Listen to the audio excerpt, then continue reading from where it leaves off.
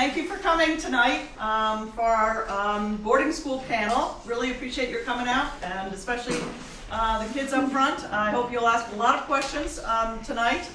And so what we're going to do tonight, we want to welcome the admissions folks as well as the Dean of Students from Landmark to our evening tonight.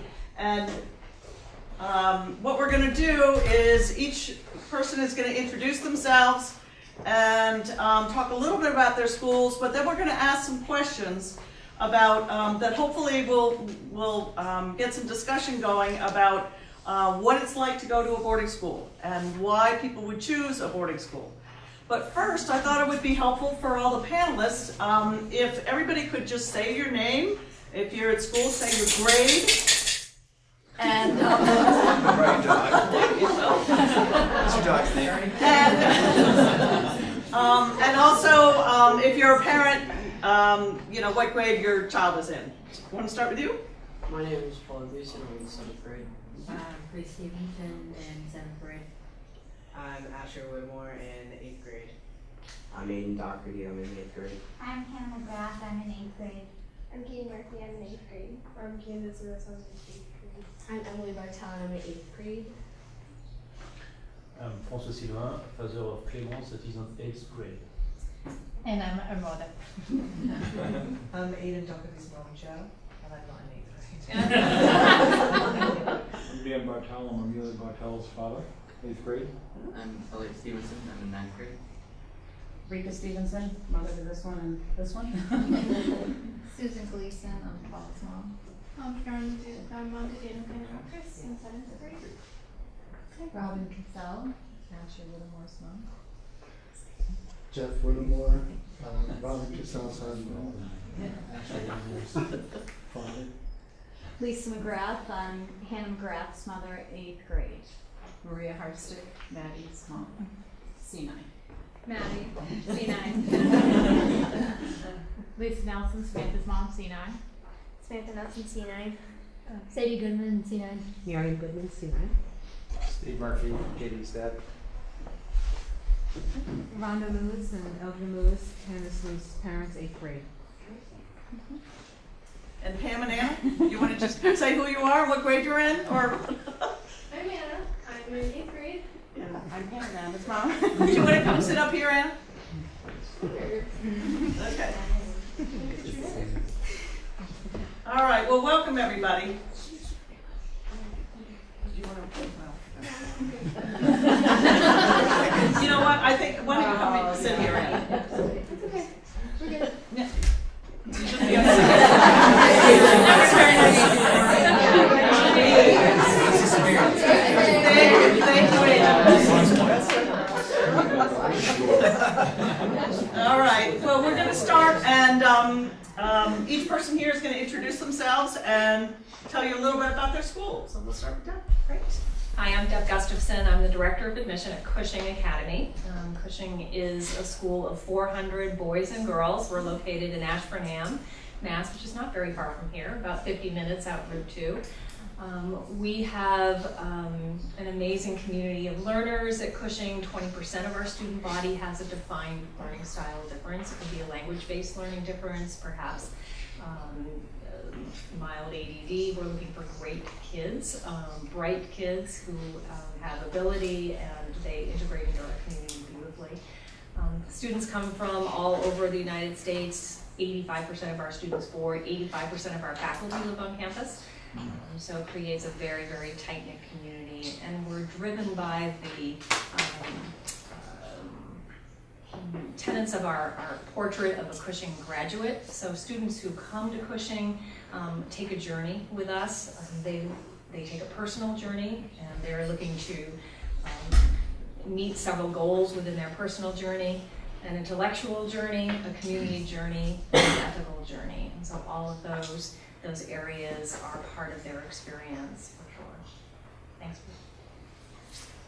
I'm Scott Jameson. I'm Assistant Dean of Students at Landmark School, and I'm the Dean of Students of Landmark's summer program at the high school. So Landmark is a school with 100% of our students have a language-based learning disability. They're all incredibly intelligent, and they all have a learning disability of some type. That comes in many forms, as you guys know. We have a little more than 300 students, half of whom live on campus and half are day students. And within our campus we have both male and female residents. And our program is designed individually to approach each student at their own disability level.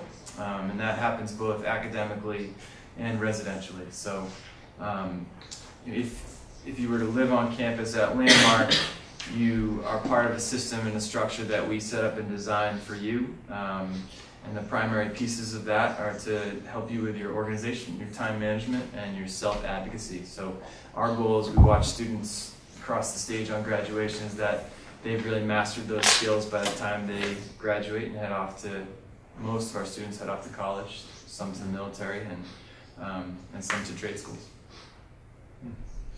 I am Margaret Martin, and from Brewster Academy. We are located in Wolfboro, New Hampshire, which is about 2 hours or so from here, north, on Lake Winnipesaukee. Beautiful setting. A half mile of our campus is right on the waterfront, so that provides a beautiful backdrop to the mountains that are just across the lake.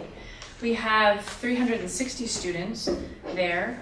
290 of them are boarding, so we have about 70 day. Kids come from all over the world. It's a nice diversity and population. We really take a student-centered approach in the sense that we assess where you are as students, and we take you from where you currently come in and kind of help you grow to reach your full potential. So if you're strong in one area, you can continue to be challenged in that area. If you have an area that's not as strong, we still can challenge you at that level and help you grow from there. So we are co-ed, so in case anyone was wondering. That's it. Hi, I'm Kevin Ramos-Glue, and I'm from Kimball Union Academy. We're in New Hampshire, just over 2 hours from here. We're about 15 miles south of Dartmouth College, if that orients you in that upper valley, we call it. We're 340 students, co-ed, 1,300 acres, trails and turf and playing fields, a hockey rink, you name it.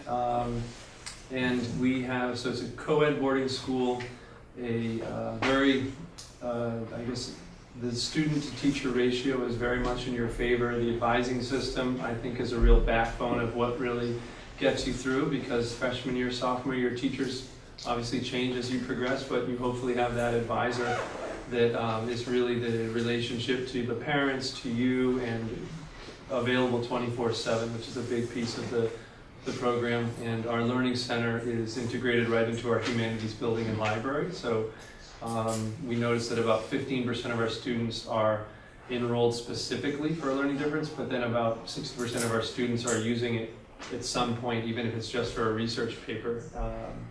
So it's very much kind of a blended part of who we can be. Hello, my name is Christina Dotchin. I'm the Director of Admission over at Proctor Academy, which is located in Andover, New Hampshire, about an hour and a half directly from the city of Boston, north off of 93.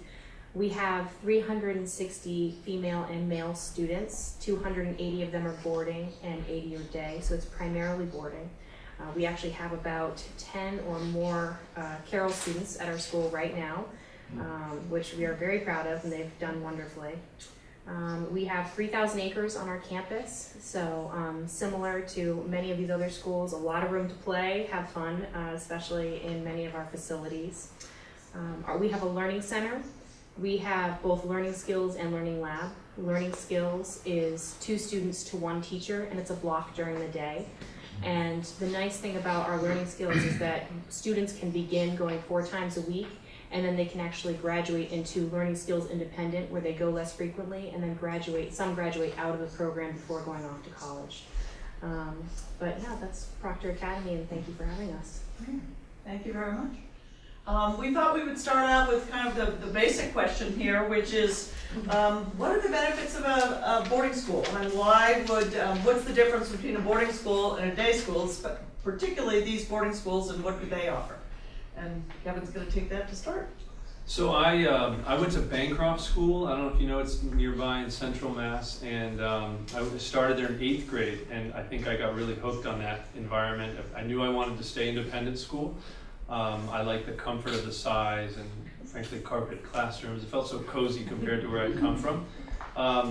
And my oldest brother had gone to boarding school, and I thought it was sort of a fait accompli that I would go. And then when I first interviewed, I remember I panicked. I was so nervous about it, and I thought, this is too big, the guys are too big, I can't handle it. And I have to say, I probably spent my junior and senior year of high school regretting that I hadn't gone to boarding school. And then I think I definitely spent my freshman year of college looking at my two roommates, and one had gone to St. Mark's and the other gone to Nobles, and jealous that they had gone. Because I'd sit in the room and wonder when to study. I didn't know, how to navigate even using the restrooms, any of it. I just couldn't figure out the boarding piece, and that's this great unknown that my parents couldn't prepare me for with even a week of summer camp. And I was so envious of the fact that that stuff was second nature, and they'd done it in an environment where it was safe to learn it because you have so many eyes watching you. So one of the things I think about a boarding school is that it's you don't need to be as scared as I was, because my God, that piece is easy. We promise you that we all will challenge you academically, but we will support you academically. We'll athletically, you can go to the next level, just like if you're playing a club sport somewhere outside. But socially, and in terms of that environmental piece, the family piece, we are all easy. That piece is not meant to challenge you. It's such a supportive thing. And I can't imagine even being at a small, caring day school, the size of it all, there will never be a time in your life you will have so many dedicated, supportive, and interested eyes on your children and on you guys as kids. It's unbelievable to think that there's so many teachers that get teary-eyed when you graduate, and it's all because we touch your lives in so many ways throughout. And I think a lot of that, if you look at our day populations, for those of us, I guess we're all blended, we actually have to navigate getting the day students, we start at 8 o'clock. Maybe that's when you guys should go, because they see the benefits of seeing the teachers in their normal environment with their kids in their sweatpants running study hall and being available at the kitchen table and all that stuff. And you have every different night, maybe a different dorm parent that's able to help. One night with math, one night with Spanish. And I think that whole cultural piece of seeing your faculty in a way that it's not strange to see them at the grocery, which was my experience, that they have lives. I think for us, it's like seeing an aunt or an uncle where you realize that they occasionally are late running their kids to school and walking their dog, and they have stress, and they're going through life just like you are. So there's a lot of empathy. We don't show up perfect at 8 and leave perfect at 4. We're humans just like you. And I think the kids really feel supported knowing that we're going through it together, and it's a team effort. And I think that the big piece is to have experts in their field with your kids 24/7 is such value added right there. And I'd frankly say for someone who commutes, honestly, 100 yards every day to and from work, I know there's bonding time in the car sometimes, but maybe less and less with technology. But I think to gain an hour to 2 hours back in your kid's day where it's programmed, or it's unprogrammed, they can decompress, but they're not in a car and dealing with kind of all this, sometimes I call it the suburban noise. To be taken away from that and be put in an intentional environment all the time I think it's a real gift. Anybody else want to add anything? When you get to boarding school, you may be very nervous, but each of these schools have something to kind of get you, comfortable with their schools. And Scott's going to talk about what they do. Yeah. So first, I just wanted to ask the students in the room to raise your hand if you know your parents are nervous about you going to a different school. All right. Now raise your hand if you're nervous about going to a different school. So I think my point in asking that is that some of your hands are a little bit slower to come up for the second part. And my point is in that as you move into a different school, what you should know first of all is that every single person that shows up on that campus, no matter what the campus is having the same feelings of nervousness, anxiety, uncertainty, and that's all normal and that's all okay. And so that's the first step for you as you move on to a different school is to first recognize that and be okay with that. And what goes along with that is then being able to speak up and ask for help if you need it, or to just raise your hand or raise the flag to say, I'm not sure where I'm going. And so what schools like we have is orientation programs, and people can talk about their own. But at Landmark, what we do is we welcome you all the very first moment you step on campus. There's a group of students who are returning students who are wearing the brightest possible colored shirt, so you know that they're there to help you, and the shirt literally says, "How can I help you?" on it. And they genuinely mean that. Those students volunteer to be there. And they help you go through the whole process. Watch out for that bird right there. So the students are there to help you, and then the staff are there to help you as well, to move you through the process and try to help you feel more comfortable. Our orientation program at Landmark, the residential students actually move in, stay for a night, and then go off camping up to Lake Winnipesaukee. So we're not on the lake, we're on the ocean, but we go up to a camp with our residents to have residential orientation. So you as boarding students can get to know the people that you're going to be living with. And that includes roommates and people that are in the houses with you. I think some of the other things that happen as you enter a school is, there are programs such as, we have a peer leader program at Landmark that, again, it's student volunteers who have been in your position, who felt like they could have used some extra help and support when they first moved in, when they first arrived on their campus. And so we have a group of 30 of them who they volunteer their time to go and check in with you and make sure that you're doing okay. As you think about being at a boarding school or being in any program, really, I think what my advice normally is to students is to get involved. I think that's the best possible way to make sure that you get connected with friends and peers, is to get involved in something that you enjoy or that you think you might. We encourage our students to try something new, whether it be wood shop, woodworking, auto mechanics, art, sports, performing arts. There's a whole bunch of different options that you can choose from. And what we do is encourage every single one of you to take that step forward to say, all right, I'm going to try this and put myself out on a limb, take a chance and learn and grow. What are some of the ways that kids can make friends when they first get there? Well, I think the first piece is what I mentioned before, is that you can bond over the fact that you're not sure what you're supposed to do. And that the programs that are set up are designed to put you as students to get to know each other, to work together, whether it's team building challenges or starting a campfire. And That was impressive, Lindy. Sorry. We have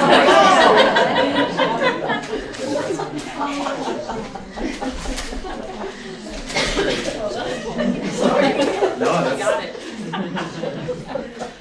I think just as far as getting to know peers, it's similar to what you've done here. Is be yourself.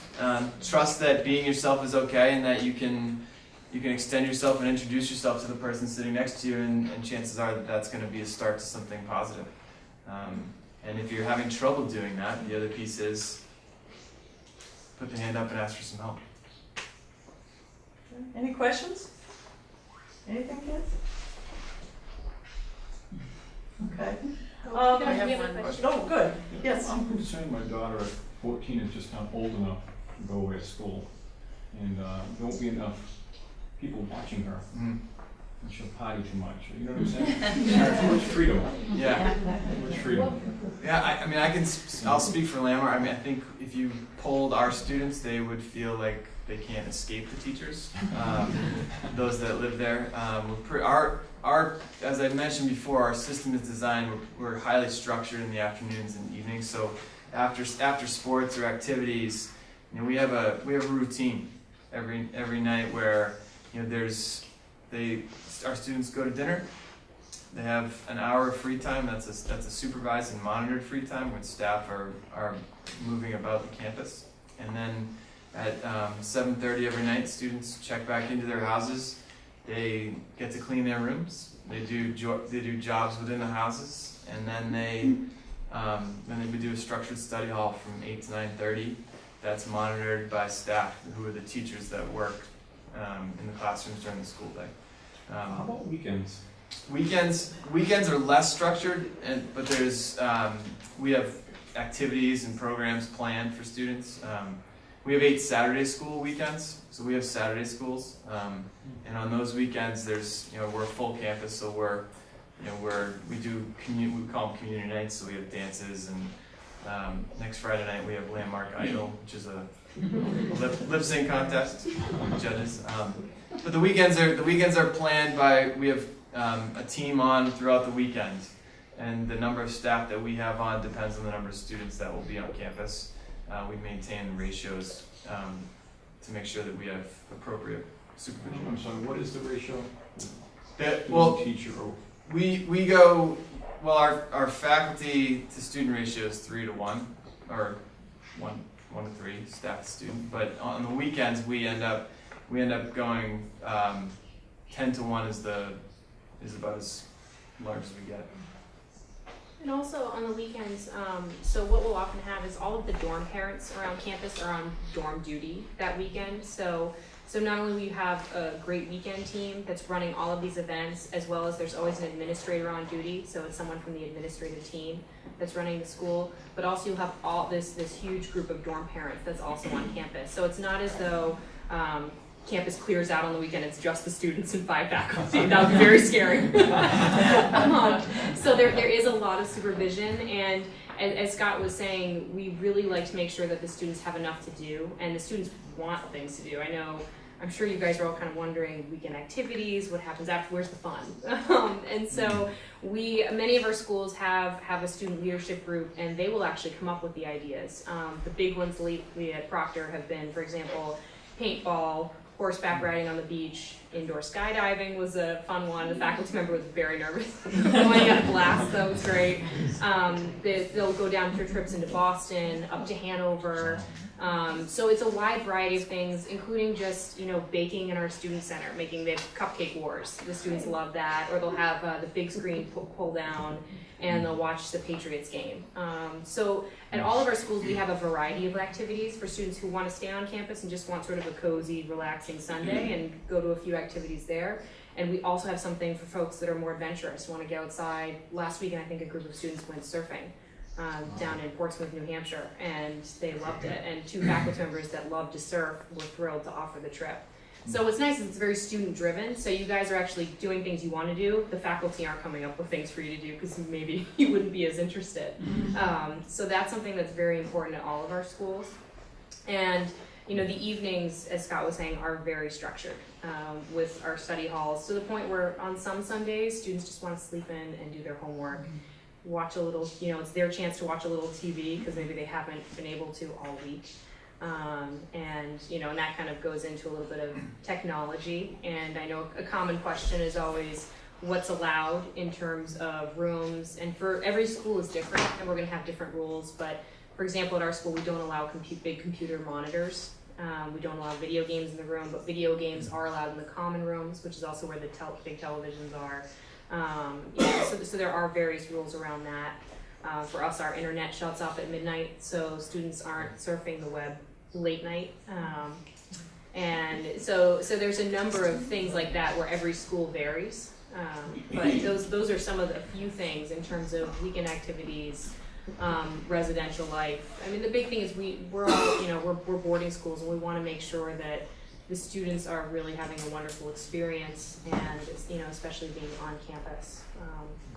And with that, typically a common question is usually, can we go home on a weekend? And the answer is yes. Some schools have some rules in terms of at the beginning or the end of a trimester or a semester, depending on how they do it, they may want they may call it a closed weekend where the students have to stay on campus.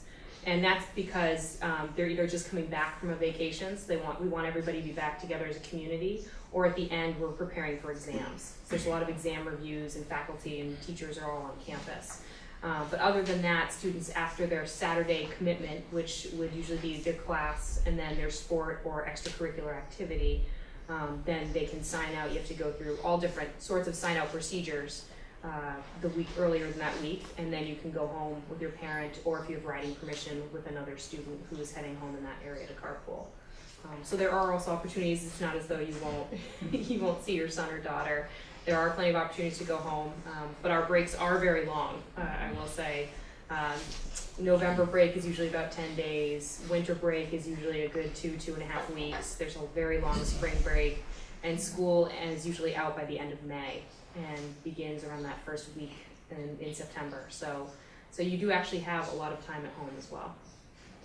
But I don't know, I'd love to know what you guys have as questions. Do you have questions about the dress code or weekend activities or anything else regarding student life? Yeah. Yeah, what's the dress code? So dress code at all of our schools is going to be a little different. So we can go down the line if we want, but I know, for example, Proctor is what's called neat and clean. So students, for example, can wear jeans with no rips or holes in them. And they can wear, say a polo shirt or a t-shirt as long as it's appropriate for school. They can dress comfortably. And so that's Proctor's dress code. And for some other schools, it will be similar.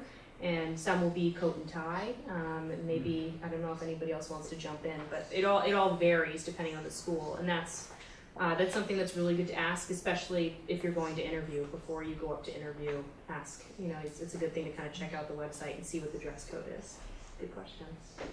And be kind, dress is really good research, because and your parents might say, I wore jacket and tie, you should, but if it ends up making you feel uncomfortable at Proctor, knowing that your tour guide's going to have jeans on, maybe you do want to go right in the middle. I always say match whatever the requirement is, but make yourself feel comfortable. Because I sometimes, we are no longer a necktie school. Kids, of course, what do kids do? There's a day of the week that a majority of the kids now wear them because they don't have to.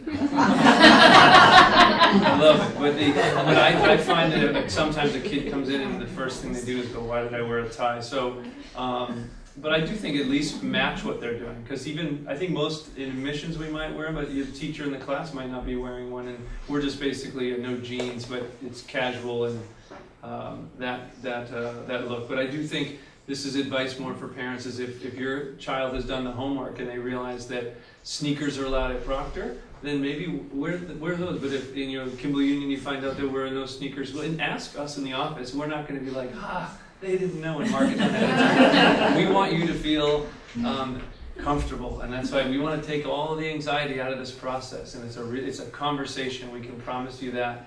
And so call up and ask and say, I'm leaning towards tie, my kid says no, and say, well, you'd be safe going with leather shoes and khakis and a polo, you're safe. And they go, okay, that's great.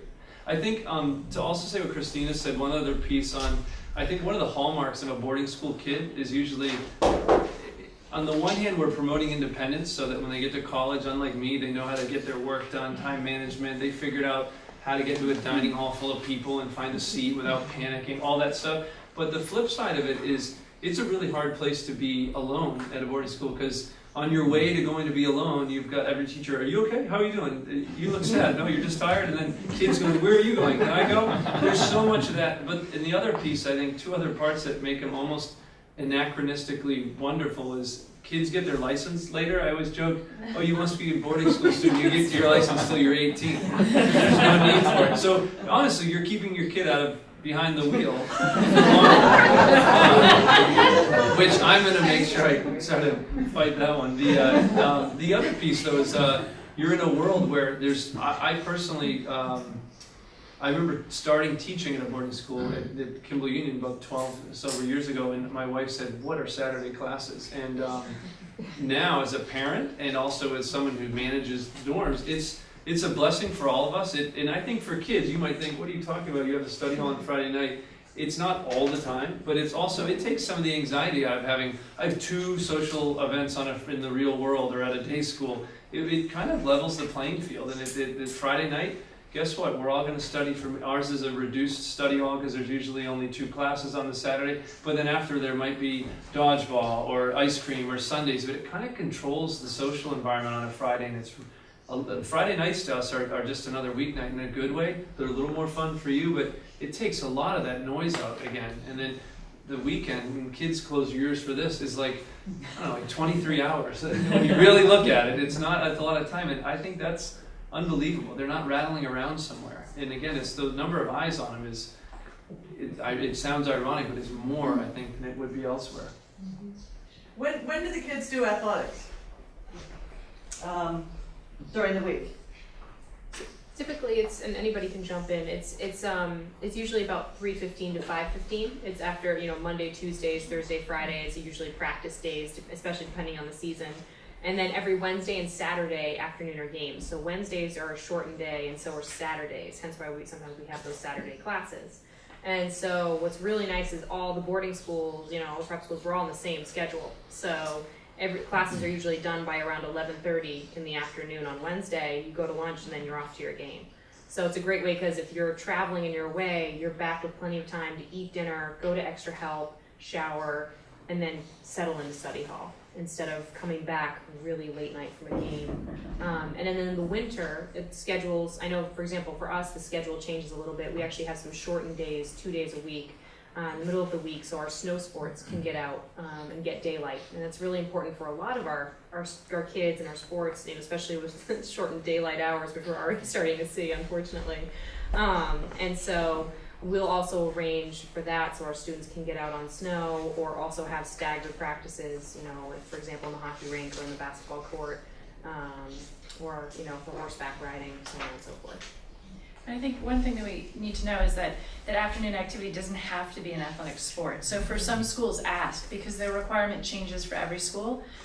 We require 1 competitive season. So if you're not doing a competitive sport, then there's alternative choices. You could do music 6 days a week. You could do theater 6 days a week. You could mix it up a little and do a recreational sport for 3 days a week. And then 3 days a week, maybe choose an art class that you're really interested in taking that you couldn't fit in during your regular academic day. So every school, I think, is different in how many requirements, etc. But if you're not the true diehard athlete, don't worry. But we do have kids that are doing 3 seasons if that's what they choose to do. Is athletics, language, music, are those mandatory, or what is mandatory in boarding school? In terms of course requirements? Course I think every school is probably different. We maybe should share that. I would say the core math, English, science, history for 4 years at Brewster is required. Language is a course that people take but can be waived depending on your needs. And then you're looking at a 6th course, which is an elective. And some kids don't take the elective, they'll double up in an academic course, so it just varies. It's independent. Athletics, is that mandatory that they participate in a team sport or, 1 season per year. And the other seasons, as she said, it's replaced by something, meaningful, led by someone who's, great. They're not going to throw me all of a sudden on pottery. It's led by a potter, an artist. So it's always an expert. We always try to say it's kids working on something where they're improving themselves around a meaningful activity led by an expert. So, and it's socially and hopefully physically healthy as well. So we're even liberal with certain of our, for a team activity, like stagecraft has become such a physical and robust activity. And one of the teachers doing it had been a carpenter for a couple of years. So that's actually physical enough that it's not interscholastic, but it counts as a team activity. So, but I think, we've all, especially I think looking at, we're here, all of our schools collectively have interest in your kids. And I think we have a liberal way of defining that piece. It's not like you're going to wear a helmet in your 4 years and play a contact sport. That's not what we're looking for. I have a question. Do any of these schools have an IB program? So IB? International Baccalaureate program? No. Yes. No. There are other schools that do, that are not represented here. What do you do about kids that want to try out a sport that they've never tried before? We all have a very inclusive feeling about that. We want students to be able to try something new that they haven't tried before. I had an advisee at one point who was a huge theater person. She came in as a 10th grader and she just was in love with the stage. And so her afternoon activity, her first year with us was the first term. We do either a Shakespeare or some dramatic work. We're doing the Crucible this fall. In the winter, she did the winter musical. In the springtime, she was exposed to some one-act plays, some student-directed work, some student written work even. So she had a different way of exploring theater throughout the year as her afternoon focus. We don't require a sport at Cushing. So if you are passionate about the theater or about the visual arts or community service or whatever it might be, you have a chance to really focus on that. In her junior year with us, she did her fall acting activity. She did the winter musical. by her junior year spring, she said to me, you know, I think I'd really like to try a team sport. I've never really done one before. She tried out for the lacrosse team. She made the JV lacrosse team and had that experience and loved it and learned a lot from it. Really stretched, I think, herself, and that was really a wonderful experience from her. Her senior year, she went back to theater, but at least she, you know, we create environments where we want kids to be able to take risks, to try something new, to step outside what is very comfortable for them, and they're not alone in that either, because there's kids from all over the world. So the fact that there's kids from Asia that have never stepped on a field hockey field or even held a stick before. Lacrosse is a foreign, you know, that stick is an object that they have no clue how to use. So it's something dynamic about having kids that have never played sports and try something really new, and the camaraderie and connection they make is pretty amazing. I will say that at Brewster we try not to cut kids unless it's a sport that limits itself. For example, crew being one of them. You know, we only have so many boats. It doesn't make sense to take as many kids. That was the one sport that I can think of that we have to limit the amount of kids that we can take. Other than that, if there's 3 teams of soccer, we will actually find another coach if we've only planned for 2. Is there like a time frame, like you give them 2 weeks to figure out whether they like it or not? Or? Yeah, there's a time frame. The hardest part though is there is a window at which if you're like, I tried it, I really don't want it, and I switch out, you may not get your first choice the second time around. That's the only piece, because they might be full, but they try to work it to your advantage. It also works the other way around too. If you're passionate about something that isn't offered, I think a lot of us, our schools would work with a student to try to make something happen for them and for a group of students who are interested. So, you know, for example, we now have a girls volleyball team at Landmark, which we didn't have 3 years ago, and it was purely because there was a group of 5 girls who wanted to play volleyball and they wanted to have a team. And so it was very, very much student driven, and they were able to work with our athletic director, and now I went and watched them play the other day, and they're diving on the ground and bumping and spiking and all that stuff. And likewise, a student who is interested in poetry, he came into my office and said, I want to do a poetry club. I said, great, find me a teacher that wants to do it with you, find a couple other kids, and boom, you're going. And so we have a poetry club now. So sometimes it's framed as like you trying something new, but it can also be the school can work with you to do something that you're more passionate about. Actually, I've got a question about that. My daughter is a passionate horseback rider, so she would want to do that for the 3 years. She would not want to change. So can a student that has a passion for a sport do the sport, or do you want them to try different sports? Are you asking if she can do it all year long? Yeah, yes. Or do she, as you mentioned, I think you need to do every year or like 1 or 3, and so can it be the same year after year, or do they need to change and participate to all? I have some kids that will come in and do this same sport for the entire time they're there. Okay. Each season will change. Okay. So you have to ask the school if they offer it horseback riding for 3 seasons. Okay. If it's a person where that's an individual sport, I know in our particular case, we've offered it in the fall, we've offered it in the spring. If there's not enough kids to offer it in the fall, but we can coordinate to get your daughter there and do that, then we would do that. That's who we are.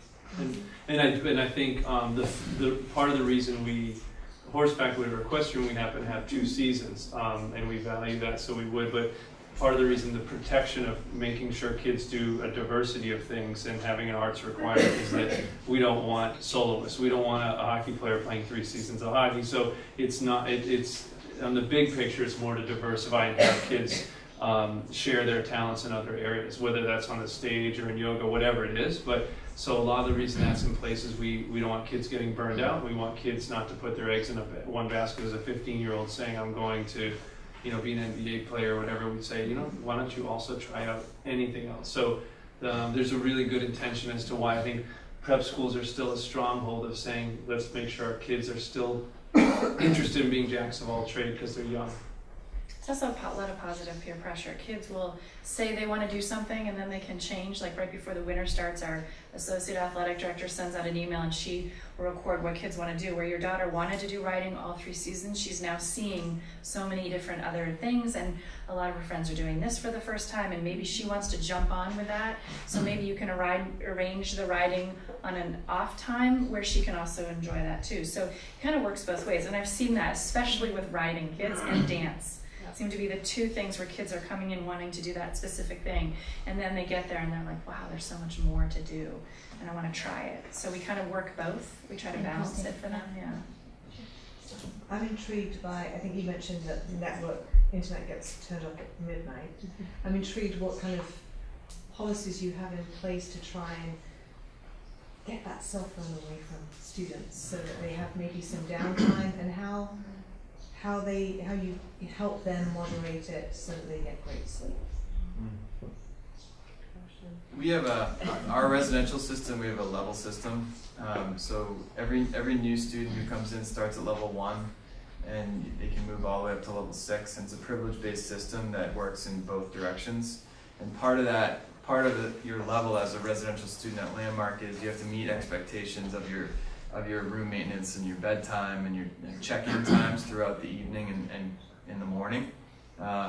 So if a student is on their phone past their bedtime, and the staff who are up and about recognize that impacts the student's level. And our house parents and house staff, they're not like out to get you. They're not out to trap you and bust through your door and say, I caught you on your phone. Like, that's not their goal. But more often than not, what we see is signs that someone is up late at night. They're falling asleep, their head's on their desk in the morning, which I'm sure that none of you ever do that. But if you did, the staff would communicate with the house staff and start to say, all right, what's going on with this kid, and we would check in more aggressively on that, and often communicate with the family about what does the phone bill look like. Have you considered parental restrictions on the phone? Do we need to take the phone at night? So those are all options that we have. I think the nice thing is that every school has a structure, and the idea is that you want to build a community where kids are starting to take responsibility for themselves like they would at home. That's the goal as they go through high school. So you have the structure, but as they demonstrate they're able to take care of themselves, you literally, like you're saying, just kind of take it away so that they've demonstrated they can do that, so the structure falls away, and that's part of that process. Paul, do you have a question? Yeah. I'm wondering about like the rinks, because I don't really like to do hockey. I would rather figure skate out on the ice. So could you actually do that when the hockey players aren't on the ice? Preferably when they're not on the ice. or wreck them.